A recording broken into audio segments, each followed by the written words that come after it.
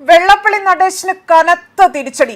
SNDP യോഗം general secretary സ്ഥാനത്തു നിന്നും നീക്കം ചെയ്തു. ഹൈക്കോടതിയുടേതാണ് നടപടി. President MN Soman, vice president Tushar Vellappally എന്നിവരടക്കം നിലവിലെ മുഴുവൻ ഭാരവാഹികളെയും സ്ഥാനത്തു നിന്നും ഹൈക്കോടതി നീക്കം ചെയ്തതായുള്ള വിവരങ്ങളാണ് പുറത്തുവരുന്നത്. കമ്പനി നിയമങ്ങൾ ലംഘിച്ചുവെന്ന് കണ്ടെത്തിയതിനെ തുടർന്നുകൊണ്ടാണ് കോടതിയുടെ ഈ കടുത്ത നടപടി. യോഗത്തിന് പുതിയ ബോർഡ് ഓഫ് ഡയറക്ടേഴ്സിനെ നിയമിക്കുവാനും ഹൈക്കോടതി ഇവിടെ ഉത്തരവിട്ടു. 2013 മുതൽ തന്നെ തുടർച്ചയായ 3 വർഷം വാർഷിക കണക്കുകളും റിട്ടേണുകളും സമർപ്പിക്കുന്നതിൽ ഭരണസമിതി വീഴ്ച വരുത്തിയതായി തന്നെ കോടതി കണ്ടെത്തുകയാണ് ചെയ്തത്. ഇത് കമ്പനി നിയമങ്ങളുടെ ഗുരുതരമായ ലംഘനമാണ് എന്ന് നിരീക്ഷിച്ചുകൊണ്ടാണ് കോടതി രജിസ്ട്രേഷൻ വകുപ്പ് നൽകിയ റിപ്പോർട്ട് കൂടി പരിഗണിച്ചുകൊണ്ടാണ് വിധി പുറപ്പെടുവിച്ചിരിക്കുന്നത്. ഇതോടുകൂടി തന്നെ വെള്ളാപ്പള്ളി നടേശൻ ഉൾപ്പെടെയുള്ളവർക്കെതിരെ, അതായത് ഭാരവാഹികൾക്കുൾപ്പെടെ അവരെ സ്ഥാനങ്ങളിൽ തുടരാൻ നിയമപരമായ അയോഗ്യതയുണ്ട് എന്ന് കണ്ടെത്തുകയാണ് ചെയ്തിരിക്കുന്നത്. വിധി പുറത്തു വന്നതിന് പിന്നാലെ തന്നെ സ്ഥാനത്ത് നിന്ന് നീക്കിയ കാര്യം വെള്ളാപ്പള്ളി നടേശൻ തന്നെ സ്ഥിരീകരിക്കുകയും ചെയ്തു. തന്നെ മാത്രമല്ല മുഴുവൻ ഭാരവാഹികളെയും കോടതി നീക്കിയിട്ടുണ്ട് എന്നും ആ വിധിയെക്കുറിച്ച് വിശദമായി പഠിച്ചതിന് ശേഷം മാത്രം താൻ പ്രതികരിക്കാം എന്നതായിരുന്നു അദ്ദേഹം മാധ്യമങ്ങളോട് വ്യക്തമാക്കിയത്. പതിറ്റാണ്ടുകളായി തന്നെ യോഗത്തിന്റെ നിയന്ത്രണം കൈവശം വെച്ചിരുന്ന വെള്ളാപ്പള്ളിക്കാകട്ടെ നിയമപരമായി ലഭിച്ച ഏറ്റവും വലിയ തിരിച്ചടി തന്നെയാണ് ഇത് കണക്കാക്കപ്പെടുന്നത്. നിലവിലെ ഭരണസമിതി അയോഗ്യരായതോടുകൂടി തന്നെ SNDP യോഗത്തിന്റെ പ്രവർത്തനം മുന്നോട്ട് കൊണ്ടുപോകാൻ പുതിയ ബോർഡ് ഓഫ് ഡയറക്ടേഴ്സിനെ നിശ്ചയിക്കേണ്ടി വരും എന്നതാണ് യാഥാർത്ഥ്യം.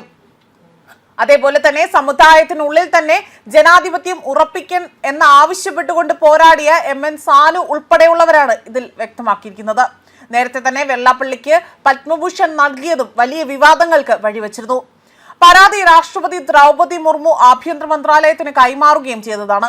അപേക്ഷകൾ പരിശോധിച്ച് നടപടികൾ കൈക്കൊള്ളാനായിരുന്നു രാഷ്ട്രപതിയുടെ നിർദ്ദേശമെന്നും വ്യക്തമാക്കിയിരിക്കുകയാണ്.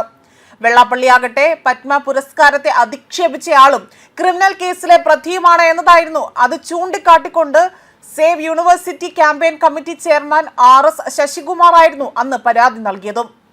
അതേസമയം ശ്രീ വെള്ളാപ്പള്ളി നടേശനാകട്ടെ ആലപ്പുഴ ജില്ലയിലെ ചേർത്തല താലൂക്കിലെ കണിച്ചുകുളങ്ങരയിലെ അതിസമ്പന്നനായ ഒരു ഈഴവ കുടുംബത്തിൽ ജനിച്ച വ്യക്തിയാണ്. വെള്ളാപ്പള്ളി കേശവൻ മുതലാളിയുടെയും ദേവകി അമ്മയുടെയും 12 മക്കളിൽ 7ാമനായി തന്നെ 1937 സെപ്റ്റംബർ 10 ചിങ്ങമാസത്തിലെ വിശാഖം നക്ഷത്രത്തിലാണ് ജനിച്ചത്. നടേശൻ, നടരാജൻ ഇരട്ട സഹോദരന്മാരിൽ മൂത്തയാളാണ്. പങ്കജാക്ഷി, അതേപോലെ തന്നെ മോഹൻദാസ്, അംബുജാക്ഷി, മണിയമ്മ, വിലാസിനി ഇങ്ങനെ തുടങ്ങി അദ്ദേഹത്തിന് 11 സഹോദരങ്ങളാണുള്ളത്. നടേശന്റെ ചെറുപ്രായത്തിൽ തന്നെ അദ്ദേഹത്തിന്റെ പിതാവിനെ സന്ദർശിക്കാൻ മുൻ മുഖ്യമന്ത്രിയും മുതിർന്ന കോൺഗ്രസ് നേതാവുമായിരുന്ന R ശങ്കരൻ വീട്ടിലേക്ക് എത്തുമായിരുന്നുവെന്നും നേരത്തെ ചില വിവരങ്ങൾ ലഭ്യമായിട്ടുണ്ട്. അതേപോലെ തന്നെ സ്കൂൾ കാലഘട്ടത്തിൽ മുതൽ തന്നെ ഇന്റർനാഷണൽ കോൺഗ്രസിന്റെ വിദ്യാർത്ഥി വിഭാഗമായിരുന്ന സ്റ്റുഡൻസ് കോൺഗ്രസിന്റെ നേതാവും സ്കൂൾ ലീഡറുമായിരുന്നു അദ്ദേഹം. അതേപോലെ തന്നെ വിദ്യാഭ്യാസത്തിന് ശേഷം വ്യാപാരം, നിർമ്മാണ പ്രവർത്തനം എന്നീ മേഖലകളിൽ പ്രവർത്തിച്ചു വരികയായിരുന്നു.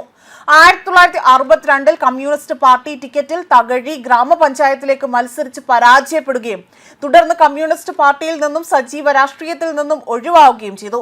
കണിച്ചുകുളങ്ങര ക്ഷേത്രത്തിന്റെ പ്രസിഡന്റായി തന്നെ 1964 നടേശൻ ചുമതലയേൽക്കുകയാണ് ചെയ്തത്. 62 വർഷക്കാലമായി തന്നെ ആ സ്ഥാനം തുടരുകയും ചെയ്തിരുന്നു.